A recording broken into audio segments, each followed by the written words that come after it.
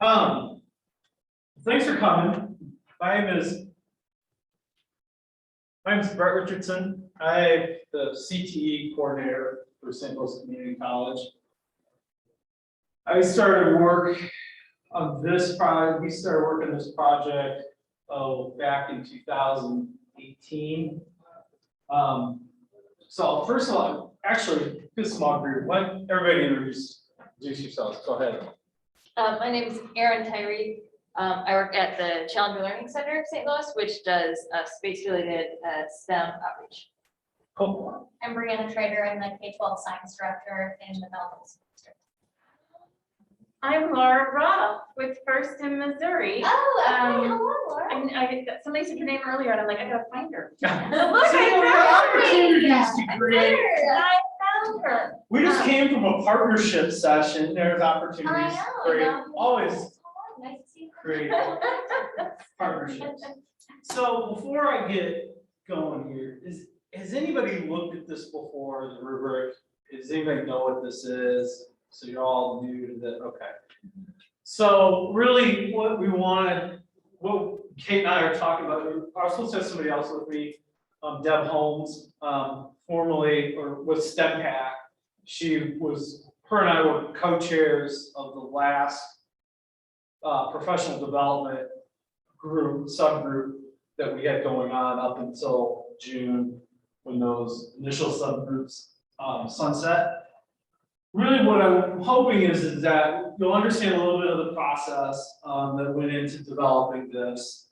We'll look at 4 phases of the developmental process that we've gone through, and then maybe an opportunity for you to reflect on whether or not this is something your district or your organization could implement, and then maybe look at some strategies or next steps. I think what Kate is kind of really interested in is what would you guys need to be able to implement this into what you do at Melbourne? So we were preparing research development.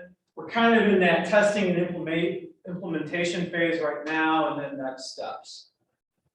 This thing got started. I don't know how many have been with STL STEM since the very initial beginning.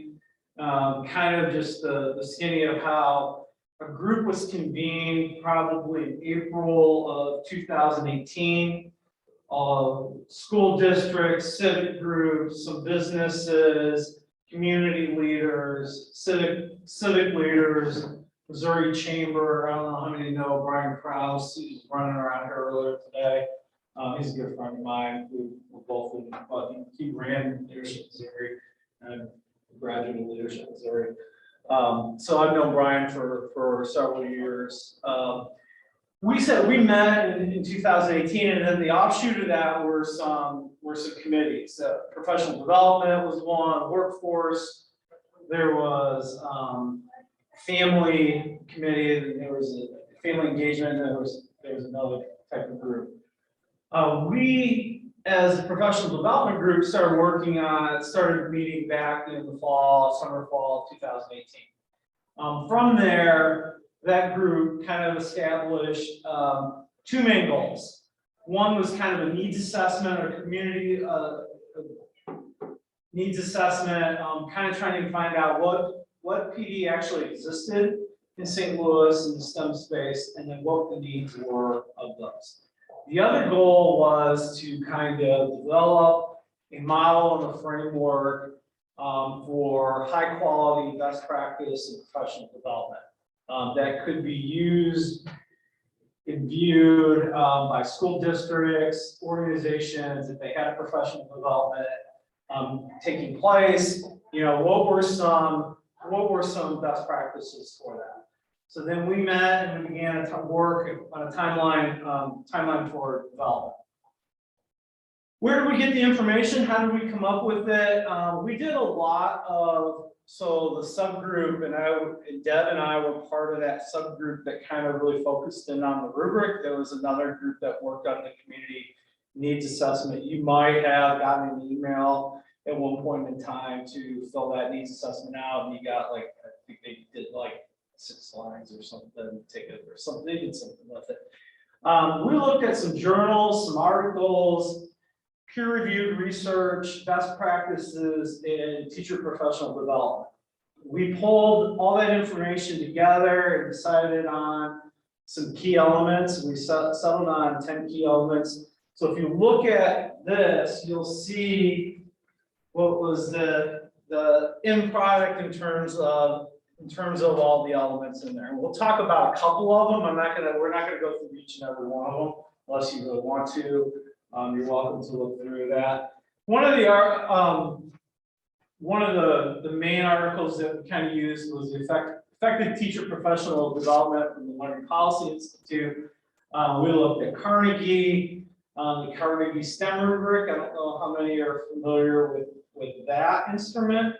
We looked at different things, and so we looked at different rubric models that were in the field. The one we kind of settled on was a model that DESE kind of created for CTE programs for quality. We kind of used that as the backbone of what ended up being this. So what did we create? Plan and purpose. We created the rubric, the existing format. As I said, there's 10 elements there. We call them design elements. So when you're looking at professional development, what were some of those things that we wanted to put in there? Some concepts overlap, some topics overlap, and we really wanted to. So parallel to this group, I was also on the workforce development group. I think I'm still on there. That continued on was this idea of creating some transportable what industry. There's a lot of terms for it. Either soft skills, a lot of people use soft skills, a lot of people use this. Burning Glass did. I don't know how many people are familiar with their work. They did for Project Lead the Way. They did a couple of years ago a document called Transportable Skills. And so we kind of use that term, a term of art with the workforce development group, that we were going to come up with a comprehensive what transportable skills look like from the STEM space. So we wanted to also, though, when we cross-collaborated, the two work groups cross-collaborated, we wanted to make sure, and we felt it was really critical and important, that transportable skills also was a best practice of creating professional development. When you're designing and you're looking at professional development, we wanted to make sure that those skills were highlighted in there. Kind of one of the interesting side things about that, I've done some work over the last year or so on the post-secondary space, working with a group called the Asia Society and trying to build global competencies or global transportable skills into professional development, post-secondary level. So it kind of like, that, and you can look at the document more, but that cultural learning is one of, is an important piece of, and I don't have the TS document with me, but it is on the STEMSTL website. So if you want to take a look at it, it's a pretty comprehensive document. So I'm just going to highlight 3. Has anybody attended any of the monthly roundtables? Have done any of those that we kind of did? So I want to say back in February or March of this past year, we kind of had a roundtable a little bit around, and we highlighted these 3 areas within the document. So design element 1, obviously it's kind of self-explanatory in some respects, but we want to make sure that PD is content focused and focused on discipline-specific curriculum in areas such as math, science, engineering, and technology. This being a STEM document, we want to make sure that professional development is focused on STEM. The learning goals and objectives are aligned to appropriate level, state, national standards. So, if you're looking at some of the organizations, National Science Foundation, some of the other things that have set standards for curriculum and those types of things, we want to make sure that professional learning goals and objectives are aligned to those national and state standards. As you look at the rubric itself, so if you look at that design one, there's 4 real areas of, there's extending, which would be the high level. So if you were to do all of those things within that, your professional, you would be meeting that extending category within, and then as you can see, down to emerging, developing. The one thing I want to highlight, I want to emphasize, this was not meant, it is not meant to be punitive. It is meant to be a self-assessment, a reflection of where you're at currently, so that as you are looking through it, maybe there's things that your professional development, you do real well. I can use like Project Lead the Way as an example. Project Lead the Way is always a good example in another area here I'm going to talk about in a second. Maybe you have a PD focus for Project Lead the Way teachers. Maybe one area you're doing content you do real well. Maybe there's another area that you're not, or something that doesn't work quite as well. So it's not meant to be in any sort of a way punitive, or there's not going to be some competition necessarily, or it wasn't ever when we sat down to do this work, we weren't trying to embarrass anybody. It was always a tool is meant to be a self-assessment, reflection on where you are currently today in your space, and in the hopes that you'll look at that in a holistic picture, and maybe there's things that you can develop and go forward. Another one I think is a really element 5, coaching and support. And so this is another one where PLTW really does really good, and especially with, and I don't know, probably Brianna's probably pretty familiar with Project Lead the Way. You guys are also familiar. That whole lead teacher, master teacher model, where you go to a core training. In the summer, you are trained by a master teacher, like you used to call master teacher or lead teacher now. And then once that core training over, that support and that coaching is not supposed to end. It's supposed to continue on through additional trainings or one-on-one interactions, or the expectation is that when you leave your master teacher or your lead teacher, that you continue that network as you go on, that coaching and support and that follow-up and those kind of things. It's ongoing, it's a part of that growth model. And so when we talked about, we really felt like that was a really good best practice, that if in developing professional development activity, that there is that kind of coaching and support and those type of activities that continue on. Transportable skills, I highlighted that already.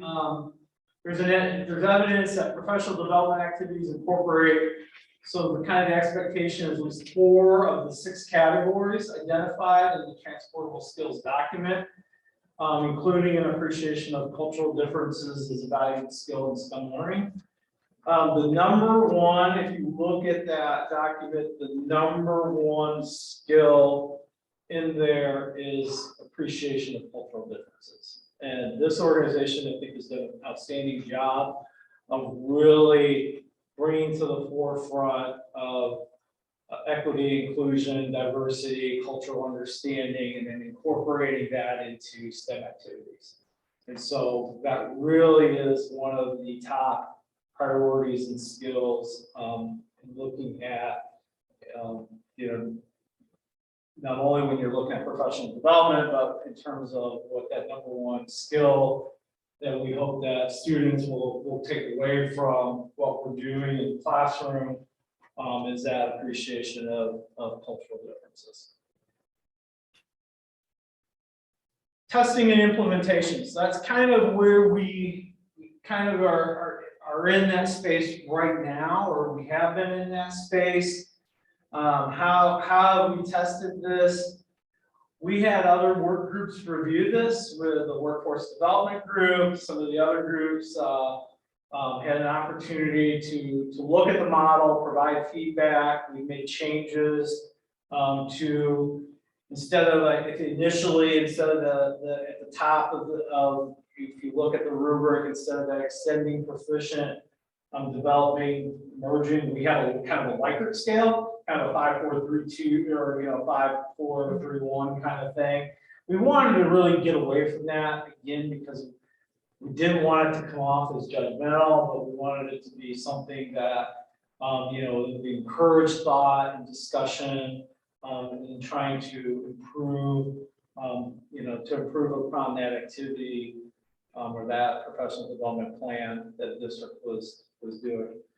We've had focus groups. We did help lead a group, I think, last summer, or close to last summer or fall, 2020, with CTE and STEM coordinators. We asked them to try to test it on one of their professional development activities and provide feedback. We kind of had a form, that sort of thing, for them to be able to do that. The monthly roundtable, like I mentioned before, we posted the monthly roundtable, and we polished it up based on some of that feedback and have posted it to the STEMSTL site. So those are the kind of things that we've done. So here's where I asked, what Kate was really interested in, we were talking about doing this session, was trying to kind of find out, because I don't think we have felt like a lot of people are using it at this point. It's probably sitting dormant out on the website, like things tend to do from time to time. Is what would need to happen in order for you to be able to use it? And it kind of would maybe Brianna put you on the spot, and you probably don't know. If you don't know, you don't know, like if John was here, John could probably jump in and say, oh, we would do X, Y, and Z. But what do you think? What would be the condition or would need to exist in order for a group or organization or a school district to want to try to use this? So from a school district point of view, is it looking at it and seeing other programs that would be able to come in and work with our teachers? Is that the way it would be used from the school district perspective? Yeah, I mean, you could do a lot of things with it. Like I think what the idea or the ultimate idea is like when your district is designing professional development, that you take the rubric with that in mind of, okay, here are some of the best practices that have been identified in order to have a really great professional development activity for teachers or other staff. You might have staff or other types of groups that might want to do professional learning activity. You guys being outside of the district, do you have any thoughts or? So, I'm the program delivery partner for FIRST programs in Missouri. We have a whole education curriculum department out of headquarters that has new PV that so you can do it now remotely from anywhere and they run it. What I'm looking at is like what you're telling people their standards are, because I can hire somebody on my staff to get certified to do it. Right? But I already know it's pre-written, it's pre-tested, so I guess my thing would be to send this to them and say, hey, here you go. Does it look like this? Right. Because they've already mapped all the Missouri standards to all the stuff that we do, and they're providing the CTE credits and all of those kind of things. So I'm not developing it. Right. I'm just implementing something. Okay.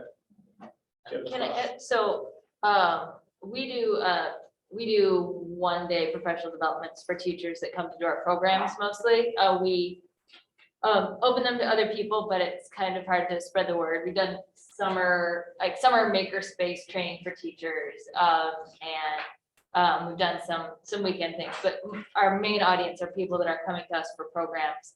But we've done offsite things too, and so I did not know about the resource portal, so Okay. so now I do. There you go. So that sounds like a place where I might make sense to the things that are open to. I put our stuff in there, but I don't know, I don't get any feedback whether anybody clicked on it or didn't, because ours is just, here's what we've got available. Here's the links, go do it. And I know, and I'm not on the quality group this go around. I'm sticking with workforce development because that's probably more up my alley. I think that it's a good point. Like, I think one of the challenges when we looked at, not just this, but putting the calendar stuff on that resource page is like being able to track who's looking at that and how do you, submit something and where does that go and those kind of things. And I know that is I mean, always mine been- was a static, so again, everybody's coming at it from a slightly different angle, but like mine was, here's these resources that are available. Lots of my coaches, 90% of my teams are in schools anyway, so Right. the coaches are teachers, but they were just going to program information. They didn't know we had this whole education thing. So I was like, sure, put it out there, give it to another opportunity kind of thing. But my programs don't work in the Blueprint program because I can't give you a place and a time and it's run through the Yeah. school. So I'm no good in Blueprint. Yeah. Can I ask who you're picturing as the audience when this was created? Or like what was the impetus for creating it? I think to be honest, I think it was a lot for STEM coordinators, high school, so a lot of districts have STEM coordinators that go from high school, middle school, Yeah. elementary school. So I think that was really, really the big audience for it. I don't know if it was really, if we looked at it, not that we didn't consider outside groups that had professional development for teachers, that sort of thing, but I think really by and large, the first piece of that was to look at districts that were planning their own Okay. professional development activities. Yeah. I think that was my first question, was similar to that, because I guess I was thinking of providers not as me, although I am often the provider of professional development, but I Yeah. would see it being beneficial to know how others that are offering my district professional development fall on this scale. Because kind of what you mentioned, I think we do a lot of like one-offs like that are really valuable. And so looking at this, we might see that like there's not embedded coaching that follows that, but there's some other areas where it's really strong in like content focus or. So I at first was picturing it as like, not only could I use it to reflect on the PD that I'm doing, but I could see like, oh, these different ones are offered and here's where they fall on the rubric to kind of give it that piece of like, I don't know much about it, but I see that they're really content focused and These are our strong incorporate the suits. use of data. Yeah. And that's what I'm looking for right now, or maybe that coaching piece is huge, and then it comes into something that's more of like, I want to make sure that it has that coaching component included. So that was kind of the two ways I was looking at it. Well, and if you look at through some of the other things like active learning is element 2.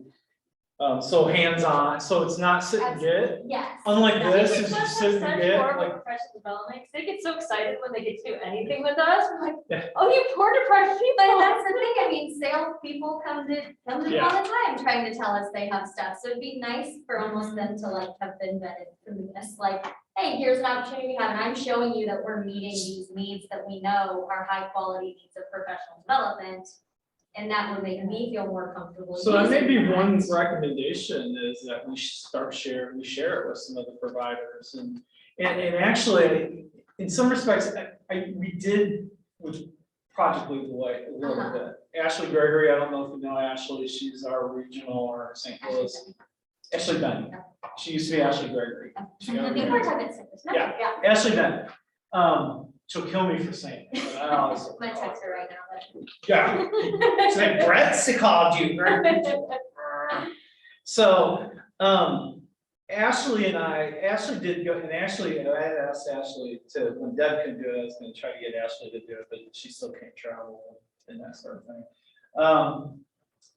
She looked at it, now, she can't take this document and give it to Indianapolis and say, you know, this is what they think in St. Louis, you're gonna have to model it based on that, but we can look at it and say, yeah, well, all of the things that they do, all that, I mean, that's what the Project Lead the Way is active learning. You know, and even their PD is by and large active, you know, we used to host trainings up at Florissant Valley for engineering instructors. You know, back before they kind of changed how they did training, we would do something like on Revit, and we would have, you know, or VEX equipment or whatever the stuff that was before VEX. They would come in and it would be hands-on, the active learning. It would be, you know, 1 or 2 days up at Full Valley and do those kind of things. So that works really well.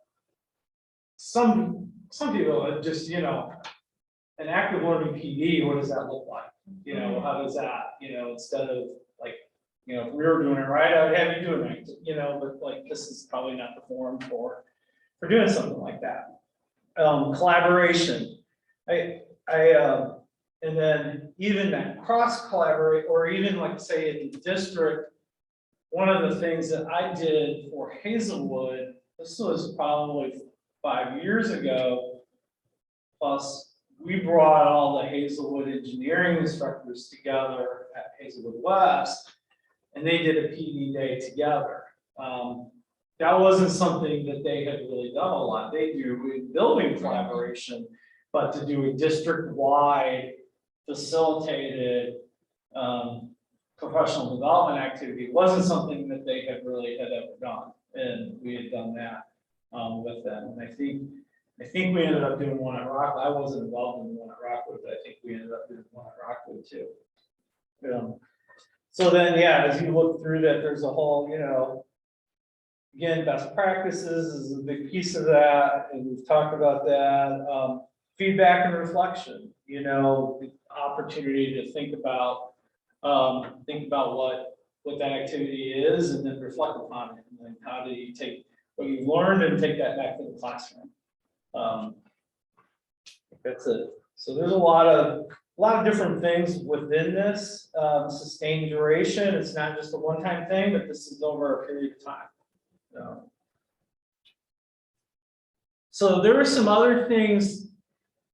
So like, would anybody be interested in like, I don't know what kind of training, like Kate envisioned maybe doing a training on this. I don't know what that looks like. If somebody was interested in doing kind of a training on the rubric, I don't know, you know, I guess that would be more for those that are developing and writing professional development or developing professional development, to kind of take what you're working on and then looking at the rubric, or additional time to pilot it, I guess, or even just having districts or providers pilot the rubric of what they do.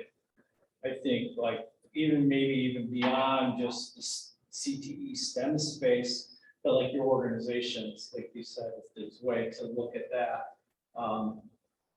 Do we do another monthly roundtable? And then Kate threw out there the idea of a community of practice centered around professional development. I don't really know what that looks like or what that would entail.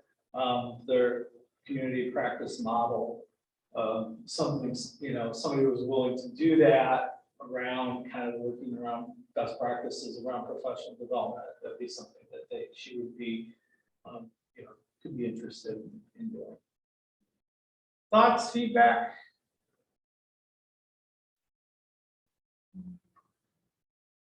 I think this is a weird time. I don't know Yeah. what's happening in the schools, but like usually, historically, we like required teachers to come for professional development before doing programs. We switched to virtual programs for the past year. And we actually cut the requirement because teachers were just they're just spread so thin. It didn't matter how much they loved learning new science activities, or, to do with kids, like they did not have like an extra brain cell to spare. Yeah. I feel like that is a great description of what's happening in education right now in general, because I mean, I even have thoughts on how this could be really helpful with, I mean, we have a few people in our curriculum department who are tasked with putting on PDs, and so I work with K-12 science, and for me to be able to facilitate all of this is impossible. So having more teachers that understand what good professional development looks like, and having a team of people within our district who could help build and create quality PD would be awesome. But I say that with hesitancy because right now, no one's gonna sign up to be on this curriculum professional development team. Like it's just too much right now, but I do see this being beneficial in the future of, we have 4 PD days every year that happen, 4 half days. And I think a lot of these are lacking in ours, especially that picking one topic and doing it over those 4 days. It's often like, oh, well, here's what we're doing during our August PD, and then our November PD, we hit this topic, and then something new comes up, and we did that in January. So I really would like to take this and use it as a way to structure those, but right now it's hard enough to get PD productive when the teachers feel very burnt out. And I don't think until we're back to what we think might be normal, Right. if we're ever gonna get there. Exactly. Yeah, Wherever we land at the end of all of this. yeah, like at the end of the rainbow, do we find, we're back into a space where we're kind of not in this, maybe people would, like, okay, it's time to kind of work on, these kind of things. So I don't know, I don't, I think I think she's looking for ideas, if there's input on this, where do they take it next? I'm not on the group anymore with that, so I don't know, I'd have to talk with her to see, like, maybe getting it out to some of the STEM. I mean, do you guys, is there a community where all the STEM coordinators get together? Through Ed Plus, there's like a math group, a science group, a curriculum directors group. There's different groups there that can be shared, and essentially everyone in my role is doing that same thing of trying to find key to fill those days. And that's where I do see this being very beneficial to help us make sure that what we're doing is aligned with best practices and professional development, and then also like. So that other maybe knowing, the Tuck Cape, maybe that's a place to go. Like, reaching out to those to those, ELNs yeah. from Ed Plus, and I Ed think Plus if she's not sure where those are. and that sort of thing. I think that would be maybe a next step. I mean, I just know, again, you're all crazy, everybody's crazy kind of thing, but I mean, we have those conversations, we'll end up at the side, on the side at a competition talking to a bunch of coaches, and they're like, oh, did you know about this? And I use this, and it's just that sharing time. So again, if Rockwood did something great with PLTW, do they share it with the other districts around town? Yeah. Well, and to answer that question, PLTW might be a little bit different. 'Cause they Well, share anyway, or? they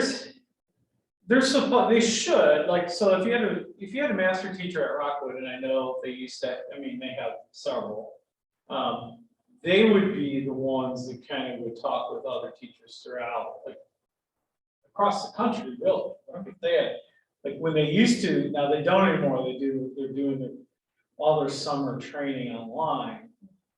They were going to Kansas City for a couple of years, and then they had always done their core training over at S&T. And so that's gone. It actually has been gone for a while now, because then they moved everything over to Lee Summit, and they were doing stuff over there. You would have teachers from all around the country would come. core training of Project Lead the Way is not really limited to, even though they want you to stay in your state. If you can't make that date, you can go to San Diego, you could go, back before they were doing virtual training. But even now, you probably do more now than then. Lead teacher probably has students from all around the country. And so then they were kind of sharing. We have not done a real good job. And so, I'm out of kind of the Project Lead the Way support space. That's not what I do anymore. But we had not, there was always been a need to bring teachers together to collaborate. And there just has never been a good model to do it. Just because one, scheduling and districts doing, like we would do some events throughout the course of the year, and the lead teachers could get together and do some things with that mass collaboration. But with STEMSTL, This would be a perfect. a perfect place to do bring all that, the science yes. coordinators in the districts And together. we've had that conversation. We've. Rather than this, specifically this, just hey. Yeah. um, This If is. you have time in your tent, Well, that's the thing with those Ed Plus ones, it is all of the science and all of the math. It's just not necessarily focused on STEM, like it would be multiple ones, if that makes sense. Because I last year met with the math group once a month and now with the science group once a month. And it is all of the directors from around the area where we just talk about whatever's hard hitting that month or whatever we're doing or whatever challenges are coming up. which is Okay. sort of So it helpful. exists, So, sort of. yeah, so in an ideal world, if we didn't have COVID and we weren't all wearing masks and we weren't all social distancing and doing that sort of thing, this would be the perfect vehicle to bring teachers together and to do those kinds of things. And maybe they can, maybe, get to that, maybe they will get to that spot in a year, 2 years, that sort of thing. I'd always envisioned, I don't know how familiar you are with what they do in KC, with the Kaufman Foundation and KC STEM. That's what they do. That's what they started with more than anything else, was a convener for teachers. And they had, I know we went one year, they had what they called a teacher mentor day, where they paired teachers or subgroups of teachers with industry mentors, and they brought them together, and it was a convening space for them to do, learn from people from industry. This would be a perfect avenue or vehicle to do stuff like that, if that's something that they want to eventually get to. Well, are y'all asking Kaufman for money over here? I don't. Martha gets got 3 million Right. or whatever Yeah, for Kaufman, so it's a little different game. Anybody have any questions? Nope. Hey, we're almost with the whole hour. We're good. So I think there's networking thing at 3 o'clock. I'll see you all downstairs for a little bit. Thank you for coming. If you have any questions, you can email me or find me on Twitter. If you use Twitter, I was out there posting crazy stuff about football. So. All right. Thank you. Have a good weekend.